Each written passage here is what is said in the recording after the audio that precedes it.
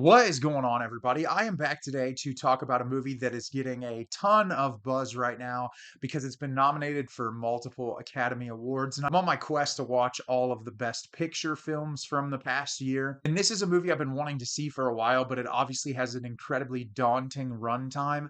And so to fit it into my schedule, it's taken me time to set aside the 3 hours and 25 minutes to watch the whole thing. And you guys haven't seen it yet, but recently for the Neon Spotlight series that I'm doing, I reviewed one of Brady Corbet's early films, Vox Lux, and that'll be coming out here in the near future. And I don't want to give away all of my thoughts on it, but I didn't love that movie. And so I was kind of skeptical going into this because there were a lot of glaring issues with Vox Lux, where when I see a movie like this, there's supposed to be a lot of raw, realistic emotionality, which I feel like lacked pretty heavily in that movie. So I was curious with the very intense subject matter that this film is trying to convey and a lot of the heavier themes, how it would work. And the movie I'm going to be telling you about today is The Brutalist. The Brutalist is directed by Brady Corbet. Escaping post war Europe, visionary architect Laszlo Toth arrives in America to rebuild his life, his work, and his marriage to his wife Erzsébet after being forced apart during wartime by shifting borders and regimes. On his own, in a strange new country, Laszlo settles in Pennsylvania, where the wealthy and prominent industrialite Harrison Lee Van Buren recognizes his talent for building, but power and legacy come at a heavy cost. So, like I said, I was excited, but also sort of skeptical about this movie because of the fact that I just watched Vox Lux. I wasn't the biggest fan of that, as you'll see when you watch my review when that's released. But what I will say is, this is a good movie, but I don't think it's great. And I think there are a lot of things that sort of stack up against it for making a great film. Like I've seen people try to throw this in with movies like There Will Be Blood, and I truly don't see it.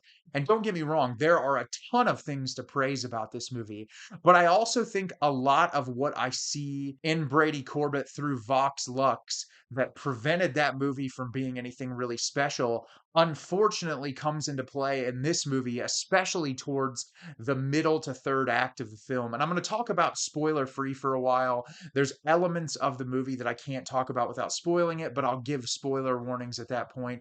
But I'm going to tell you a little bit about it today. So, like the plot description states, at the beginning of the movie, we are introduced to Laszlo Toth, played by Adrien Brody, who has just escaped the Holocaust, essentially. He has managed to get to the United States of America after being held in a concentration camp. And he gets to the US and he has a very hard time finding his footing. He's been separated from his wife and his niece, and he is trying to just have his family back together. He ends up meeting with one of his family members. That's a big part of the early part of the movie.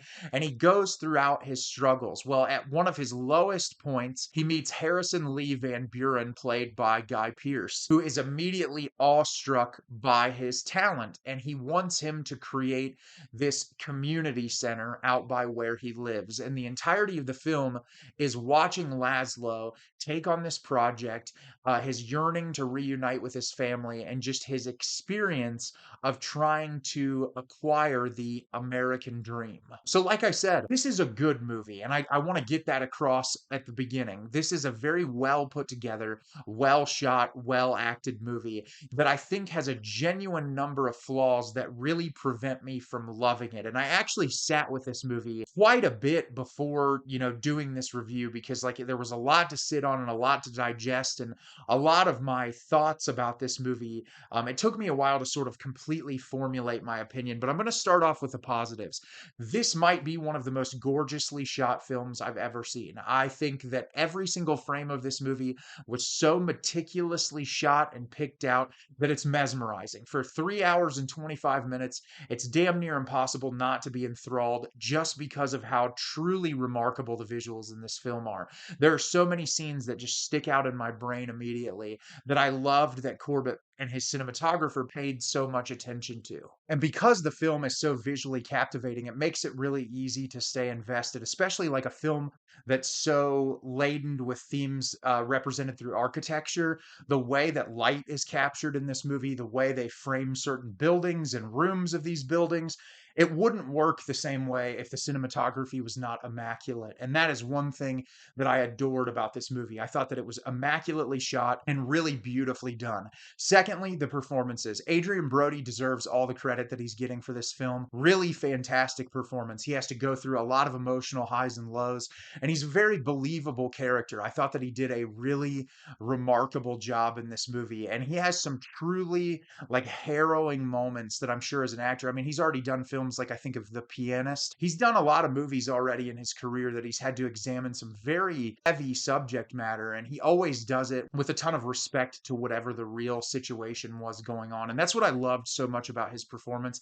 And the other real standout for me in this film was Guy Pearce, like truly incredible performance. And I think their chemistry was really interesting, and the power dynamics between those characters was really fascinating to watch on screen. And I think, you know, what Corbett is trying to go for here, especially in regards to what immigrants deal with in the United States of America, the mistreatment of immigrants, American people using immigrants for their own benefit and then just kind of disregarding them and throwing them out the door at their easiest convenience. There's a lot of real thoughtful commentary in this movie surrounding immigrants and especially like the Jewish community at the time post the Holocaust. And I thought all that was really interesting. The way that it was incorporated into the movie was done really well. Then obviously, you know, Laszlo's character in the film is struggling with drug use, and the film is trying to grapple with those things. And then like his estranged relationship with his wife because they haven't really been close together for a while because of the separation due to the Holocaust. And there are a lot of really interesting themes explored in the movie that I think make it a very easy 3 hour and 20-minute runtime. And then the score is one of my favorite scores that I've heard in years. I love the brass instruments in it. It's very loud and commanding, cinematic, which is what you want a film score to feel like, especially a movie that tries to feel as grandiose as this one does. It's really excellent that they chose to have a score that is so bombastic and loud and theatrical. And I appreciated that a lot about the movie. But that is where my flaws come in to this film. And my first big flaw that I have with this movie is after 3 hours and 20 minutes, I got the pieces about immigration and and you know the little things that I talked about previously, but I kept asking myself, who is Laszlo Toth and why should I care? Because I feel like the characterization of Laszlo Toth, he has very few personality traits. He is a Jewish man that was in the Holocaust. He's an architect and he's a drug addict. And I feel like that it might seem like it's minimalizing it, but as you're watching it for 3 hours and 20 minutes, I feel like the real depth of this character is never explored to its fullest extent. Also, like his relationship with architecture. I feel like with architecture being such a central focal point of the movie, there are a couple of really incredible moments where he's having conversations about his relationship to his art, what buildings represent, but it's so few and far between in the movie that I'm like, you chose this to be the central focal point. And there are interesting elements of the architecture. I think the fact that he's building this community center where Christianity becomes the very heavy focus. They want Christian symbolism and themes, and then the idea of using immigrants that don't practice your religion in order to create your religious architecture. It's really fascinating. Like I said before, with like, you know, American culture taking these immigrants in and using them for their own benefit. Like there's some fascinating commentary about that, but it's just not enough. Like for a movie that is trying so incredibly hard to be very thoughtful and in your face, I just felt devoid of a lot of thought past like, it's horrible what happened to the Jews during the Holocaust. It's terrible the way that immigrants are treated in the United States of America. But I wanted more about this character. And then when his wife is introduced later, I feel like her character feels like such a side piece in the movie. Like, doesn't, I don't feel like we get enough picture on what her experience has been because we dwell on it a lot. He's constantly talking about her experiences. And then when she gets to the United States and the ailments that she's experiencing, I just felt like they were building it up to something and never took it any further once she arrived into the film.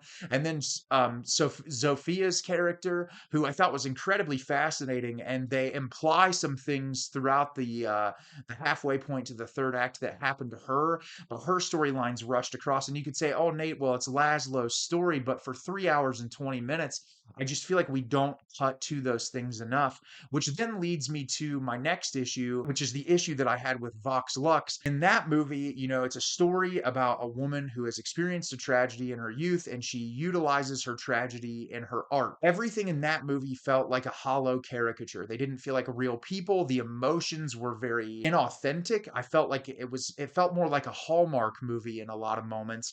And there are incredible moments of legitimate emotionality in this movie, but there are also moments that I kind of just rolled my eyes at, like the Oscar baity nature of the movie. Like, especially when it comes to Laszlo's heroin usage. Like, after a while, I'm just like, okay, we get it. You're trying to showcase like the horrors that the immigrant people experience in the United States, the trauma that they experience at the hands of other people. But instead of it feeling like an authentic portrayal where you have like good mixed in with bad, especially in this particular character's circumstance, it just felt like it was laying on the suffering. And that's coming from a guy who some of my favorite movies are about suffering and human beings struggling. You can expose when something starts to feel inauthentic, which I'll talk a little bit more about when I get into spoiler territory here in a minute, where I just felt like they were laying on the pain in a way that just it started to lose me. I'm like, okay, I get where you're going with this. I understand what it's trying to be representative of. You're saying so much of that already in the dialogue that this scene I'm going to talk about in the third act really feels like it's just like laying it on. You already know. You don't need it. Like, this is clearly supposed to be meant for an art house audience. You don't need to lay it on that thick. It just comes across as you're trying too hard, in my own personal opinion. So I can't talk about that scene without spoiling the movie, but no, it's a good movie. It's worth watching. I just think that it has some problems, and I'm going to talk about that and some of the other issues that I have post the spoilers here now. So, in the movie, the big scene that really kind of irked me was Guy Pearce's character at one point when they are in Rome trying to pick marble for the building back home. Laszlo's character gets intoxicated on heroin and he's like passed out asleep in the middle of nowhere.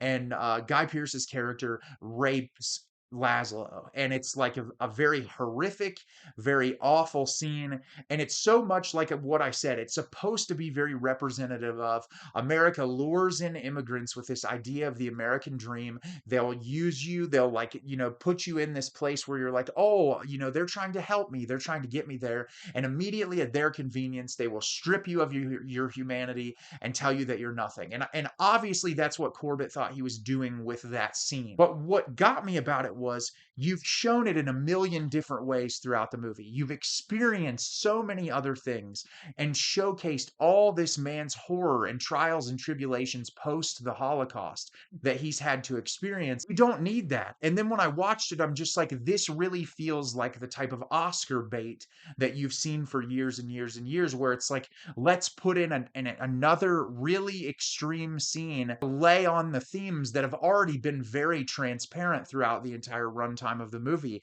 And there's a really incredible scene with Felicity Jones's character in the end related to that situation. But regardless, I just felt like the emotionality was so forced in a way that was really inauthentic in some of those moments in comparison to like Felicity Jones's scene that I thought was really amazing and like really moved me. And that's why it was very scatterbrained. The emotions, like throughout, I just didn't feel it consistently through the entire runtime. And that really took away from the movie for me. I do think the third act and final scene is really brilliant. And the commentary of, this character seemingly achieving the American dream, but there's so much wrong going on. And I really liked that about the movie. And then my final statement I want to make is there's been a lot of discussions about artificial intelligence used to alter Adrien Brody and Felicity Jones's voice to make them feel more authentic. And as someone who reviews hundreds and hundreds of movies a year, what I can tell you is that's incredibly stupid. And I think for a movie that is all about the beauty and the authenticity of art, that comes across as very laughable. You are a performer, you are an actor. And the thing is, if you're that concerned with capturing dialect that is accurate, cast someone from the area that can speak the dialect correctly, or just like leave it up to the audience's interpretation. It is not that important that you have to utilize a software to manipulate someone's performance, because to me, that disqualifies Adrien Brody from winning. I'm sorry. I don't care how well his performance is in this movie. When you have to alter something through artificial intelligence in order to make his performance better, it's deemed unacceptable in my mind. And that's why this movie, all the other things I stated, this will never live up to like Paul Thomas Anderson's There Will Be Blood. A lot of really amazing films that have won Academy Awards over the years. There's just too much wrong going on for me to love this movie, but it is enjoyable. And I think that if it sounds interesting to you, you should check it out. So have you seen The Brutalist? Did you love it? Did you hate it? Leave me a comment down below and let me know what you thought. I thought this movie was really good, but it does have its fair share of flaws. As always, if you can like the video and subscribe to the channel, helps me out a lot and lets me know the type of content you're looking for. I'm always putting out new material and look forward to getting more out for you in the near future. And as always, everyone, thank you so much for watching and have a great rest of your day.